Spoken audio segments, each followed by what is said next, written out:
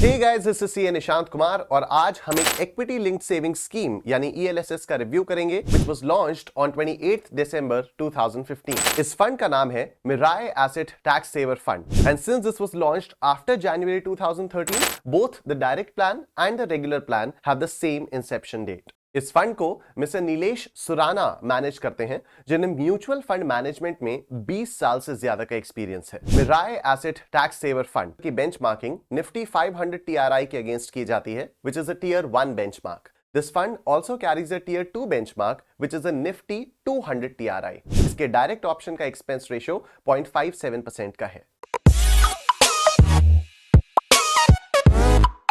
अब बात करते हैं इस फंड के इन्वेस्टमेंट ऑब्जेक्टिव और स्ट्रैटेजी के बारे में। इस स्कीम का इन्वेस्टमेंट ऑब्जेक्टिव है to generate capital appreciation from a diversified portfolio of mainly equity and equity related instruments. इसकी इन्वेस्टमेंट स्ट्रैटेजी स्टॉक सिलेक्शन में किसी थीम या स्टाइल को कैरी नहीं करती है। यह फंड स्टॉक सिलेक्शन के लिए टॉप डाउन और बॉटम अप दोनों अप्रोचेस को फॉलो करता है। स्टॉक सिलेक्शन करते समय कुछ की पैरामीटर्स जिनका ध्यान रखा जाता है वो हैं नंबर 1 कंपनीज जिनमें क्वालिटी मैनेजमेंट है, अच्छी कॉर्पोरेट गवर्नेंस है और माइनॉरिटी शेयर होल्डर्स के टुवर्ड्स कमिटमेंट है। नंबर 2 जहां बिजनेस मॉडल्स रोबस्ट हैं, सस्टेनेबल कंपैरेटिव एडवांटेज है और रिटर्न रेशियोज हाई हैं। नंबर 3 एक लार्ज पोर्टफोलियो ऑफ स्टॉक्स हो जिससे कंसंट्रेशन और लिक्विडिटी रिस्क अवॉइड हो पाए। अब बात करते हैं इस फंड के कैटेगरी मिक्स के बारे में।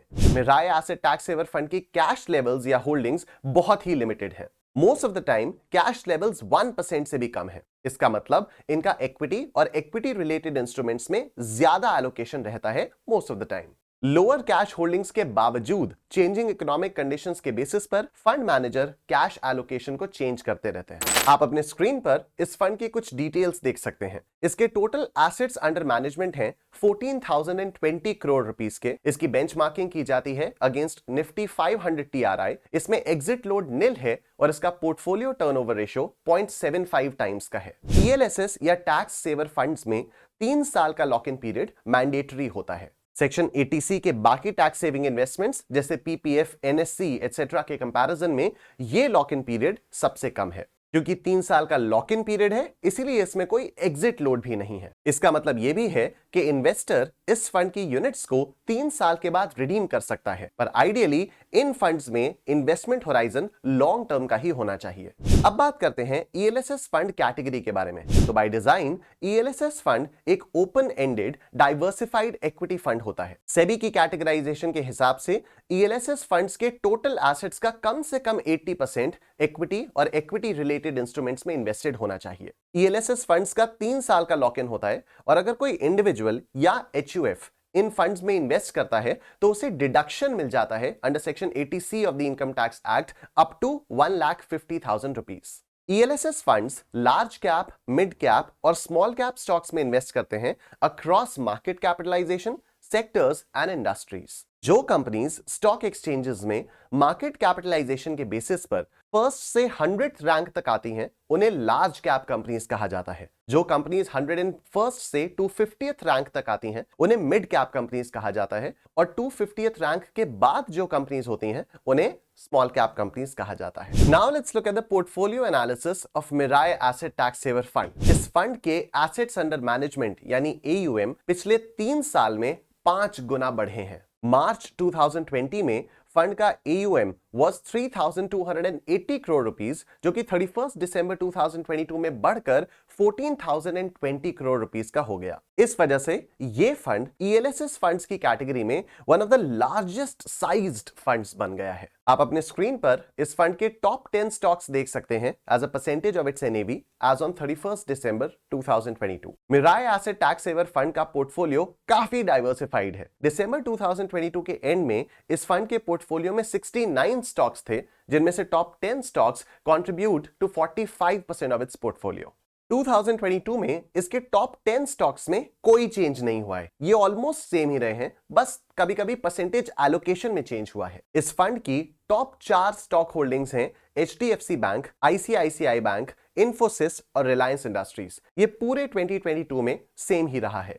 आप अपने स्क्रीन पर इस फंड का सेक्टर एलोकेशन डेटा देख सकते हैं as a percentage of its net assets. Top 10 sectors fund के नेट एसेट्स का 70% कंट्रीब्यूट करते हैं। इसके टॉप 3 सेक्टर्स भी 2022 में सेम ही रहे हैं थ्रू आउट द ईयर। पिछले एक साल में बैंकिंग, आईटी सॉफ्टवेयर और पेट्रोलियम प्रोडक्ट्स इसके टॉप 3 में ही रहे हैं। आईटी सॉफ्टवेयर सेक्टर के टुवर्ड्स इसका एलोकेशन धीरे धीरे कम हो रहा है फ्रॉम द स्टार्ट ऑफ 2022। जनवरी 2022 की बिगिनिंग में it was close to 15%, mid 2022 तक इट वाज डाउन टू 12.5% और दिसंबर 2022 तक the funds allocation towards IT software sector stood at 9.20%। 2022 में IT sector was one of the most hit और impacted sectors. इसका मतलब इस फंड की परफॉर्मेंस में भी इंपैक्ट आया होगा क्योंकि आईटी में इसका एलोकेशन सेकंड हाईएस्ट एलोकेशन है थ्रू आउट 2022। अब आप अपने स्क्रीन पर इस फंड का रिस्कोमीटर देख सकते हैं। क्योंकि इस फंड के 80% से ज्यादा एसेट्स इक्विटी और इक्विटी रिलेटेड इंस्ट्रूमेंट्स में हैं, इसे वेरी हाई रिस्क की कैटेगरी में रखा गया है। तो इन्वेस्टर्स को पता होना चाहिए कि इसमें उनका पैसा काफी हाई रिस्क पर रहेगा। Now let's look at the performance of Mirae asset tax saver fund. आप अपनी स्क्रीन पर इसकी परफॉर्मेंस का चार्ट देख सकते हैं। पिछले 3 सालों में Mirae asset tax saver fund ने 18.64% का सीएजीआर जनरेट किया है। अपनी पूरी लाइफ में यानी शुरुआत से लेकर अभी तक में इस फंड ने 18.76% का सीएजीआर जनरेट किया है। लेकिन सिर्फ इस फंड के रिटर्न्स को देखकर आप ये नहीं पता लगा पाएंगे कि इस फंड ने पिछले कुछ सालों में कितना अच्छा परफॉर्म किया है। इट विल मेक सेंस तभी जब हम इसे इसके बेंचमार्क से कंपेयर करेंगे और इसके पीयर ग्रुप से कंपेयर करके इसकी परफॉर्मेंस को डिटरमिन करेंगे। आप अपने स्क्रीन पर इस फंड की पिछले 1 साल की,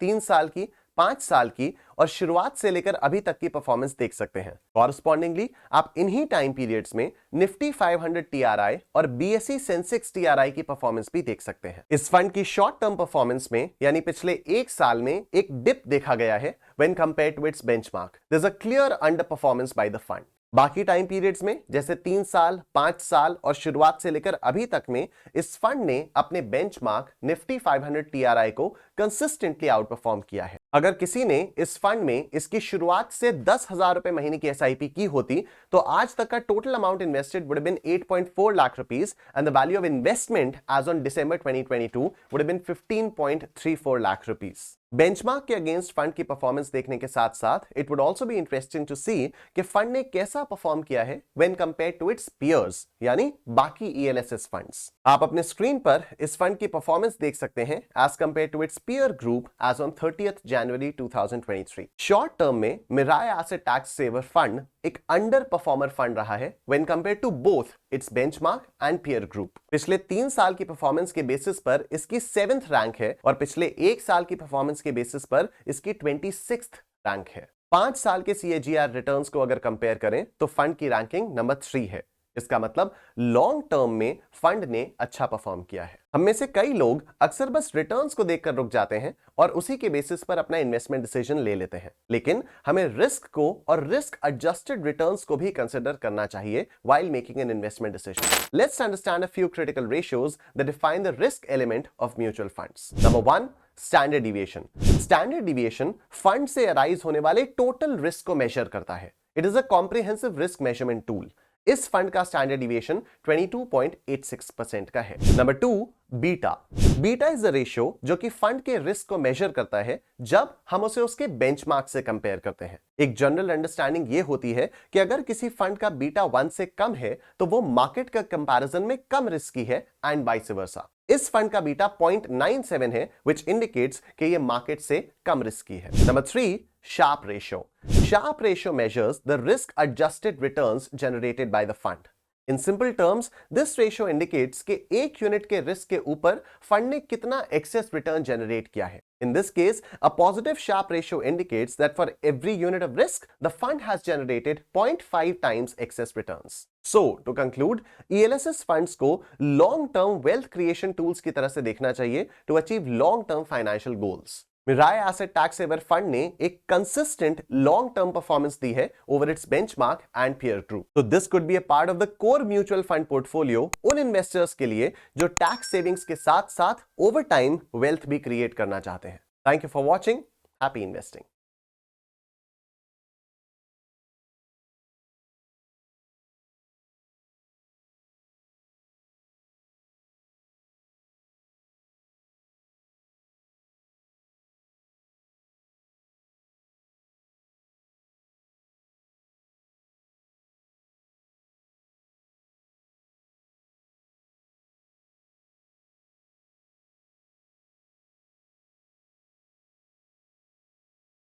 Mutual fund investments are subject to market risks.